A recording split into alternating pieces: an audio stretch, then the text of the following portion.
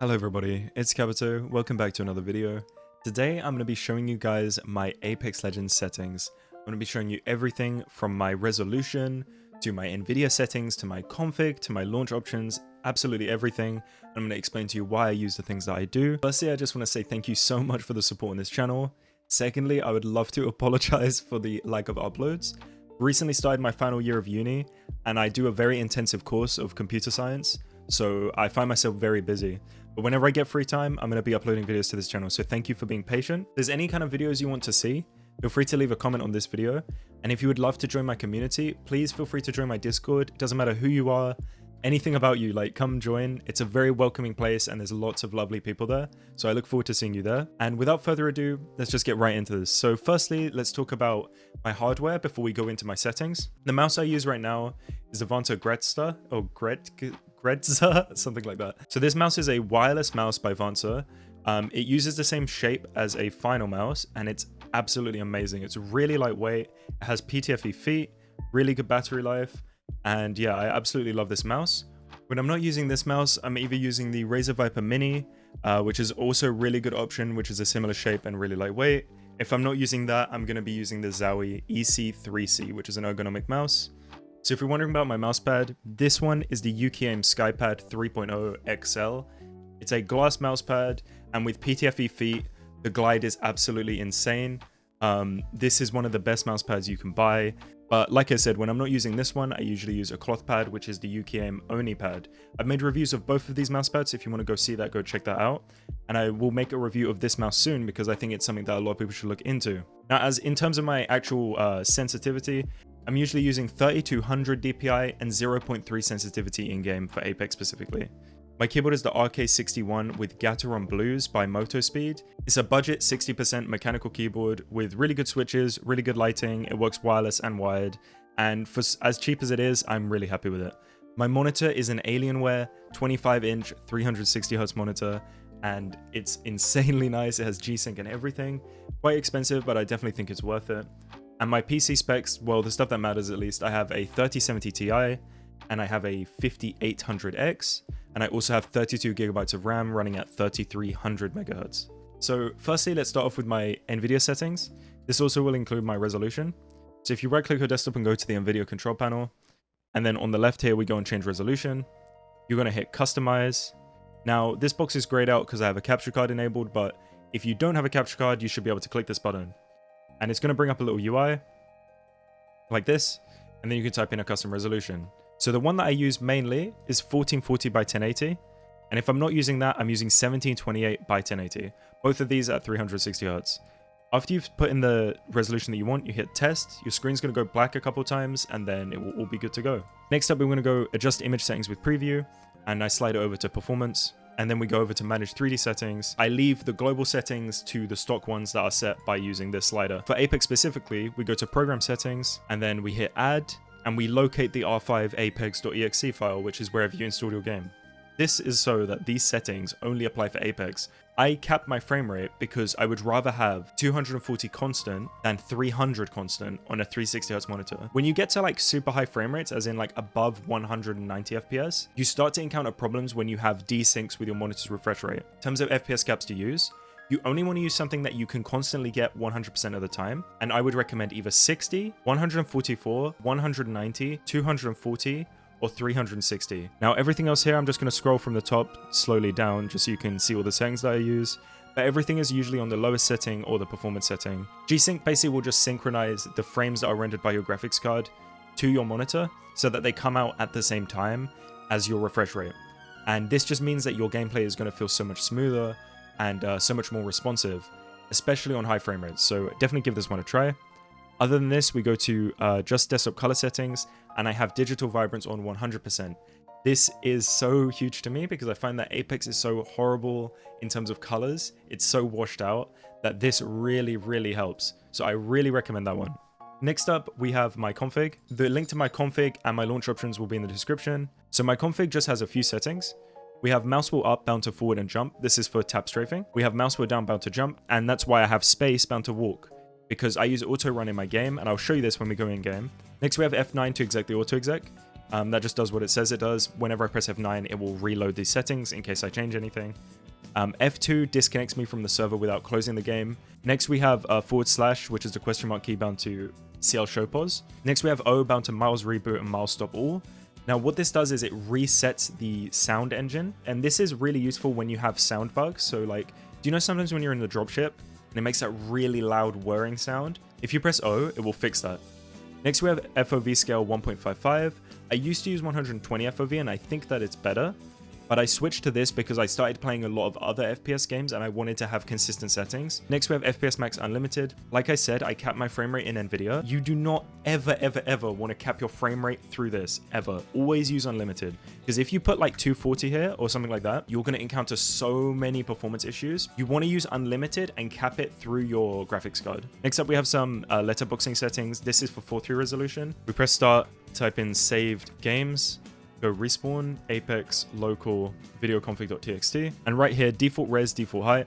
Default res is 1440, default height is 1080. This is going to ensure that I am playing on 4:3 when I play the game. That's about everything in terms of files. Let's talk about my launch options right now. So right click the game, go properties, plus exec, Autoexec, showed you my config already, it just execs all those settings. Reticle color, -5, -5, -5. Novid, it hides the intro cinematic.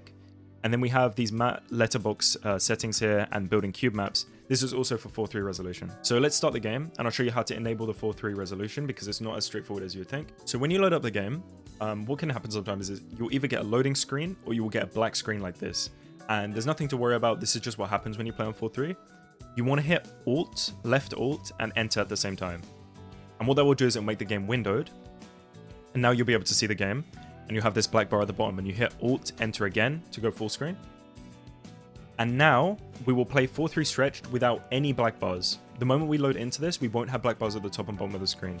Alright, so let's go over my settings. Firstly on the gameplay tab, interact prompt style on compact and button hints off. This is to just save on clarity.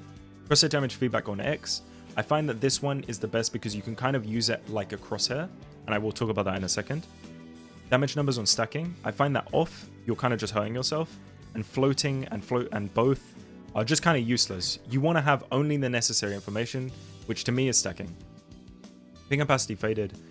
Sometimes it's better to have this on default, especially if you play on colorblind mode, but I find that I actually see them better when they're faded. Obituary is on, that's just a kill feed. Minimap rotation on, I've used this since early Counter-Strike, so I'm just very used to how this feels, and I can't play games where I don't have minimap rotation. But this is just personal preference. Okay, so weapon auto cycle on empty. I have this on, but I recommend that you have this off. Now, the reason why I have this on is because I come from a lot of older FPS games that use this as a core mechanic. However, not many modern games use it. And if you're not used to this setting, it's only going to be really irritating for you. What this does is that when you empty your clip, your gun will switch to whichever one has ammo. And that is really useful. But a lot of times when you're playing, you don't want the game to swap the gun for you. You want to be able to do that yourself. However, for me, I'm very used to how this feels, so I have this on, but I recommend that you turn this off. Auto sprint, I have this on. Like I said, I have spacebar to walk. I'll show you that also in a second. Double tap sprint is off. Jetpack control is on toggle. That's because I don't have a jump key on my keyboard. I use my scroll wheel. Incoming damage feedback on 2D. I find 3D just gets confusing. Taking damage closes death box or crafting menu, always have this off. I really wish this was split, so you could have taking damage closes death box off and crafting menu on. However, for death boxes, you need to have this off, because if you're looting a death box to get armor, and you get shot whilst you're getting the armor or armor swapping, it will just close the death box and you'll just die. And it's like, you need to have this off, always. Pop up, doesn't really matter. I have it on. It doesn't mean anything, you can have it off. Streamer mode, anonymous mode. I just don't bother with these. I just think they're kind of pointless. Usage sharing, always have this off. When you have this on, your game is constantly sending information to EA's servers. When it's off, it's not doing that, and you'll be able to save your performance. Performance display off. I use the Steam FPS counter in the top left and the Nvidia one in the bottom right. Now, the way you enable the Steam one is you press Shift-Tab, go Settings, In-Game FPS counter, top left, high contrast color. You can change where it is as well. Now, the reason why I don't use the Apex one is because the problem with the Apex one is, firstly, it's inaccurate. The number that it shows you is not actually accurate to your frame rate in the game. And secondly, it actually lowers your frame rate like almost by 10 or 15 FPS just by having it enabled. So I use my Steam FPS counter in the top left. Club invites enabled, doesn't really matter. Communication filter everybody. Reticle, I showed you this one, and I'll show you in a second what it looks like in game. Laser sight, I have it on this magenta color. It's 230-0253. Colorblind mode, Deuteranopia. I'm not actually colorblind, but I have difficulty with my vision anyway. And I find this color setting really, really helps me. And I know for a lot of people who don't even have any problems with their vision, they really like using colorblind mode. So I recommend trying this one out. If you don't like this one, try Tritonopia. That one's also really good. Actually, first thing, let me show you my reticle. So for ADS, you can see now, it's basically a white crosshair with a black outline. And it only works on certain optics. But for the ones that it does work on, it's really, really nice. And I find that it helps me aim so much better than if I was using just a really bright color or something like that. The game has really bad issues with visibility and clarity, and any little thing you can change to make that better is really important. Next up, let's show you the X damage feedback. So when I shoot, you see I get those hit markers, the little X. What I find is since I have this really subtle crosshair, I use that X when I shoot people as my crosshair.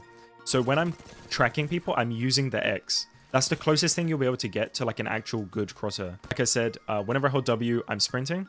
Now, there are some problems with this. If I'm running, when I left click with this PK, there's going to be a delay first because it's going to need to stop running first and then shoot. And I'll show you that. So I don't know if you can tell, but I have to stop moving first to shoot. And I'm not pressing anything. That's just what happens when you run.